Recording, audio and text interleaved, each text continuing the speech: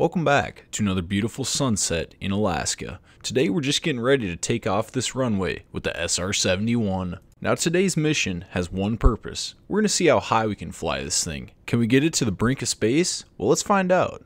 The Lockheed SR-71 Blackbird is a long-range, high-altitude plane. A lot of its principles was built off the Lockheed A-12 reconnaissance aircraft during the 1960s. One of the reasons it gets its shape, beside being aerodynamic, it creates a smaller radar cross-section. This in turn makes it hard for enemies to pick up on the radar. The SR-71 was introduced to the public in July of 1964 and entered service for the United States Air Force. It would go on to be retired in 1989, but some would come out of retirement and be used by NASA. Being a reconnaissance plane, these would be set up for long-distance missions as well as being able to fly fast. So how fast and how high can these planes go? Well, we're going to test that in Flight Simulator, but let's look at some real facts before we get to that. The Blackbird is the fastest plane even to this day, going at over 2,200 miles an hour.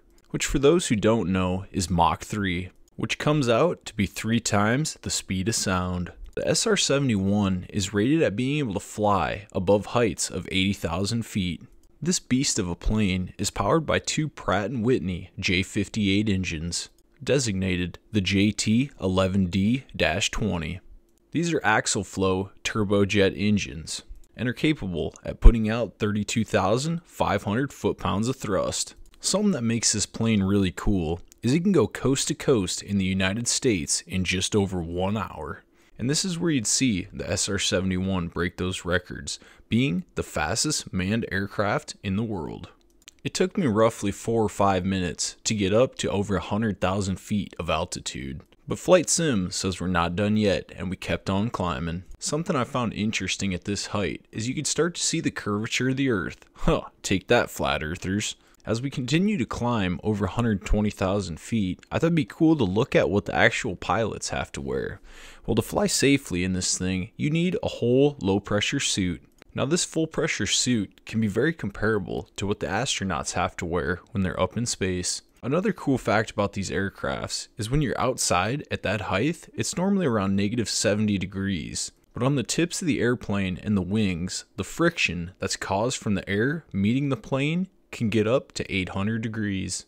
One of the drawbacks to the SR-71 is it can only go for about an hour at full speed before it needs refueling.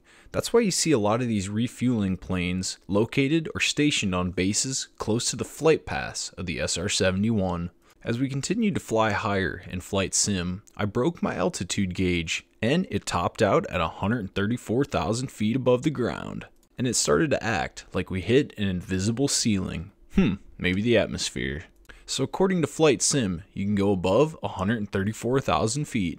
Knowing how high we can go with this SR-71, I want to know how fast we can get back to planet Earth, so I put it in a nosedive. Free falling from space can be wild, but it still took quite a while to get down, coming in at roughly 3 minutes. That's going to do it for a brief history on the SR-71. So I want to thank you guys for watching, and if there's an aircraft that you want to hear about, let me know down in the comments and we'll try and get to it. And if you don't mind subscribing, it really helps the channel grow. We'll catch you in the next video. As our climb continues, I want to thank you guys all for flying Southwest Airlines.